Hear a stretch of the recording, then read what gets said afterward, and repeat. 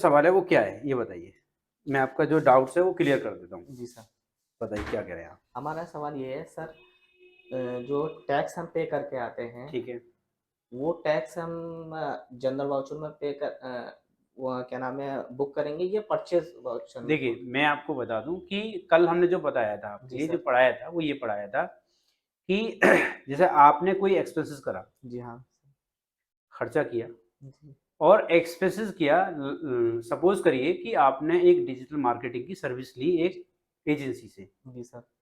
तो आपका एक्सपेंसेस है वो इनडायरेक्ट एक्सपेंसेस जी है। हाँ, इनडायरेक्ट एक्सपेंस है हमारा। अब जो इनडायरेक्ट एक्सपेंसेस है उसने वो बिल दिया, टैक्स इनवॉइस। जी हाँ, बिल दे दिया हमें सर। क्लियर। जी सर। उसके अंदर बिल नंबर भी है और डेट भी है। जी सर। ठीक। अब जब हम उसकी एंट्री पास करेंगे तो वो वाउचर हम परचेज वाउचर लेंगे। जी हाँ, वो ठीक है। परचेज करके आपने हाँ, अपने यहाँ परचेज वाउचर उसमें परचेज एंट्री वाउचर लेंगे। जी ठीक है। एंट्री करेंगे। दूसरी चीज कि हमारे लिए वो सर्विस इनवर्ड है, इनवर्ड सप्लाई है वो। अगर हम किसी से ये बोतल खरीद रहे हैं, हम्म। ठीक है, हम किसी से बोतल खरीद रहे हैं यानी कि गुड्स खरीद रहे हैं, हम्म। किसी से सर्विस ले रहे हैं हम, हम्म। तो है तो इनवर्ड सप्लाई ना। जी। अब मान लीजिए हमने डिजिटल मार्केटिंग की सर्विस ली एक बंदे से, उसने क्या करा, हमें टैक्स इनवॉइस दिया। जी सर। लेकिन जिसने टैक्स इनवॉइस दिया उसके लिए तो आउटवर्ड सप्लाई हुई, अब वो सेल का हो गया हमारा। सेल होगी ना जी उसकी तो। सर। ठीक है, वो तो टर्नओवर बुक करेगा अपने यहाँ जी। पर। जी। जब वो सेल होगी तो टैक्स इनवॉइस बनाएगा जी। क्योंकि वो जीएसटी में रजिस्टर्ड है। जी। अब जो हमारे पास वो बिल आएगा, हुँ। टैक्स इनवॉइस, हमारे लिए तो वो एक्सपेंसेस है। जी सर। ठीक। हम क्या करेंगे, डिजिटल मार्केटिंग का यानी कि डिजिटल मार्केटिंग की हमने क्या करा, एक लेजर बनाया इनडायरेक्ट एक्सपेंसेस। जी। लेकिन जब हमने ये बताया था कि लेजर क्रिएट करते हैं तो उसमें जीएसटी एप्लीकेबल कर देते हैं। जी हाँ सर, जीएसटी एप्लीकेबल करेंगे। रीजन दिस कि उसका हमें आईटीसी क्लेम करना है। जी सर। ठीक। परचेज वाउचर में एंट्री करने का मतलब ये है कि जो बिल नंबर है हुँ। उस टैक्स इनवॉइस का, जो हमें डिजिटल मार्केटिंग एजेंसी ने दिया है, हुँ। उसका बिल नंबर हम कहाँ डालेंगे, सप्लायर इनवॉइस में, सप्लाई जो इनवॉइस में। परचेज जी। परचेज इनवॉइस में मिलता है, जी सर। परचेज वाउचर में। फिर डेट भी डालेंगे हम, जी सर। पार्टी का नाम भी आएगा। सप्लायर का नाम आएगा। अब हमारे लिए क्योंकि वो एक्सपेंसेस है, हुँ। इनडायरेक्ट एक्सपेंसेस है, तो हम मार्केटिंग एक्सपेंसेस कर देंगे। जी, मार्केटिंग एक्सपेंसेस। क्लियर। अब मार्केटिंग एक्सपेंसेस में मान लीजिए उसने 11,800 का बिल बनाया, जी। 10,000 रुपए की सर्विस और 18% टैक्स जी। जीएसटी। जी। तो हम 10,000 का तो इनडायरेक्ट एक्सपेंसेस में बुक कर देंगे, मार्केटिंग एक्सपेंसेस में डाल देंगे। हुँ। और सीजीएसटी, एसजीएसटी या आईजीएसटी जो भी टैक्स होगा वो टैक्स अमाउंट में डाल देंगे क्योंकि हमें आईटीसी क्लेम करना है उसका। जी सर। बात क्लियर हो गई। जी। अब आपका जो सवाल है वो ये है कि हम जनरल वाउचर में क्यों नहीं डाले एंट्री। जी सर। जब हम कोई भी एक्सपेंसेस करते हैं, हुँ। जैसे हमने इनडायरेक्ट एक्सपेंसेस करा और उसका हमारे पास टैक्स इनवॉइस आ रहा है, जी। तो हम उसकी जनरल वाउचर में एंट्री ना करके हमें करनी है परचेज वाउचर के अंदर। बात क्लियर हो गई। टैक्स इनवॉइस हमारा। हाँ, टैक्स इनवॉइस अगर आ रहा है, उसका बिल आ रहा है, पक्का बिल आ रहा है। जी हाँ। अगर कोई हम फिक्स एसेट्स खरीदते हैं, जी सर। मान लीजिए हमने कंप्यूटर खरीदा जी। अपने ऑफिस के लिए, तो हमारी फिक्स एसेट्स हो गई। जी सर। अब जब फिक्स एसेट्स हो गई तो अब क्या होगा कि जो मान लीजिए 20,000 रुपये का है और 18% टैक्स लगा दिया, 3600 रुपये इसमें। जी सर। ठीक। 23,600 रुपये का बन गया बिल। जी सर। अब जो फिक्स एसेट्स है हुँ। वो हमारा कंप्यूटर है। जी। जब कंप्यूटर का लेजर बनाएंगे वहां पर, तो वहां उसका अंडरहेड डालेंगे फिक्स एसेट्स। जी हाँ, वो बिज़नेस। बात क्लियर। जी सर। उसकी जब लेजर बनाएंगे तो वहां पर जीएसटी एप्लीकेबल कर देंगे। जी हाँ, जीएसटी एप्लीकेबल। देन उसका एचएसएन कोड और जीएसटी रेट भी डाल देंगे जी सर। कि भाई कंप्यूटर का ये एचएसएन कोड है और ये जीएसटी रेट है। क्लियर। हुँ। अब जब फिक्स एसेट्स की जो एंट्री करेंगे हम परचेज वाउचर में एंट्री करेंगे, हुँ। जिस बिल का जिस पार्टी ने वो बिल दिया है उसका बिल नंबर भी होगा, जी सर। डेट भी होगी। तो वो परचेज वाउचर में ही तो आती है, जी सर। सप्लायर इनवॉइस नंबर आता है, जी सर। जो कॉलम है उसी में डालेंगे। जी।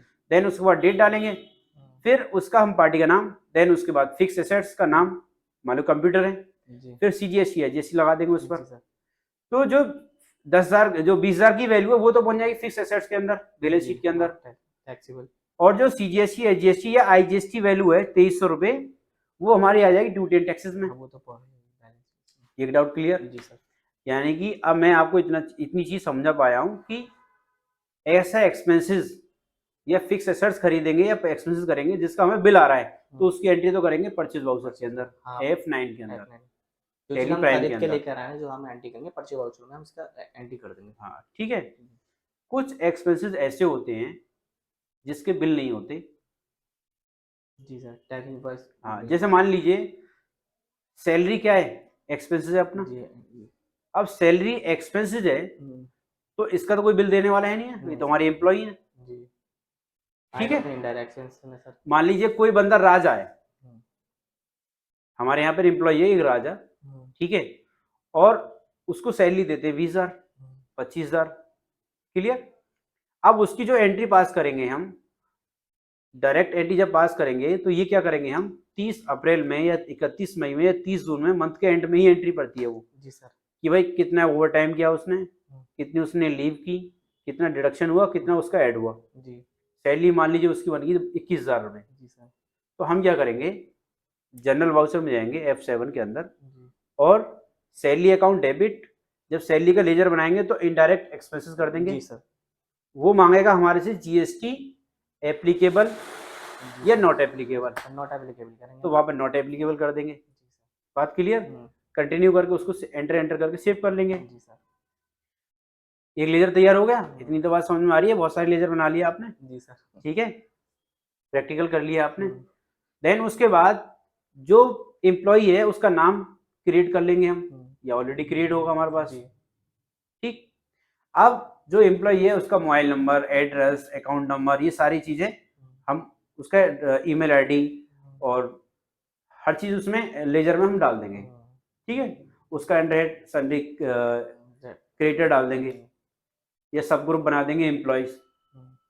क्लियर, ये लेजर बनकर तैयार हो गया। अब इसकी जनरल वाउचर में एंट्री होगी, ना कि परचेज वाउचर में।